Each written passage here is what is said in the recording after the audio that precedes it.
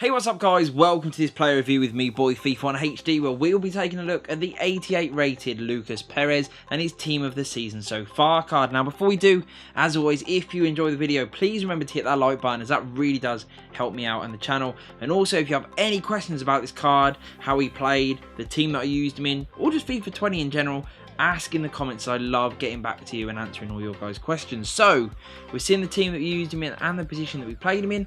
Now we're going to have a look at his attribute details, and as you can see, there is an absolute sea of green in those first four columns, which is exactly what you want on a striker.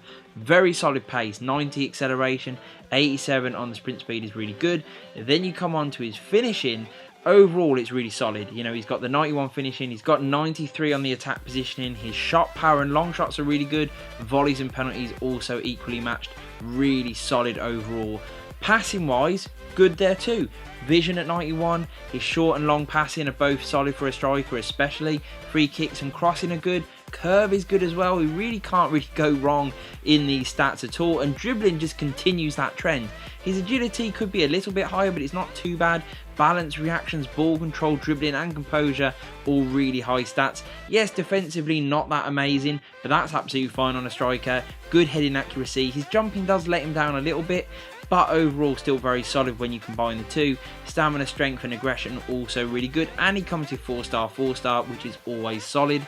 So now that we've seen those attributes guys, let's jump into some in-game footage and hear what I really thought about him. So after seeing those incredible stats, and realistically there are very few areas that let him down. Yes, some could be slightly better, but everything that you would want there is there.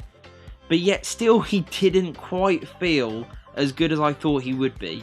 He was just a little bit clunky, didn't feel quite as quick as his pace would suggest. He felt a little bit lethargic at times, didn't always make the right runs, which is surprising because his attack positioning is so good and he does definitely get into the right areas on occasion, but there are also a fair few times where he is lacking in that department. And overall he was just a bit of a mixed bag. I think very good value, don't get me wrong, this guy is incredibly cheap, high rated. People will use him as SBC fodder, don't get me wrong, you know, in the search of Messi and Suarez, etc. When those sort of guaranteed packs come out, I'm sure this guy will be flooded into those. And for the people that are using him, he will do you a job. As he did with me, he definitely scored me some nice goals. He got involved with the play, good hold-up play to his game, but he just never really felt that special in my opinion. He was decent, great value as I've said, but overall did he have that wow factor? No, and that's probably why he is so sort of cheap realistically so early on. You know, for a high rated player with a good nation, a good league and some very impressive stats. You know, he's not slow, he's not terrible in front of goal, his agility and balance aren't terrible either. It's just something about all of it together still doesn't quite work, which is quite surprising to be honest. So would I go out and buy him?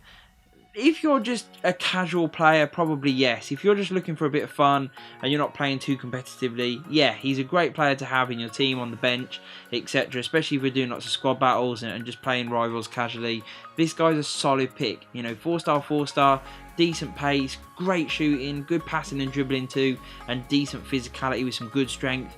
Means that he is the perfect striker on paper. But playing in the high level matches, I just don't think he quite cuts. He doesn't get that rub of the green that other players do, whether it's icons or other high rated players. They just seem to be a little bit more prolific than Lucas Perez was for me. Don't get me wrong, he still did me a good job. He was incredible value. But for me, he really does fall over into two categories. Either unplayable for some or absolutely perfect for others. And I think it really does depend on how high level a FIFA player you are.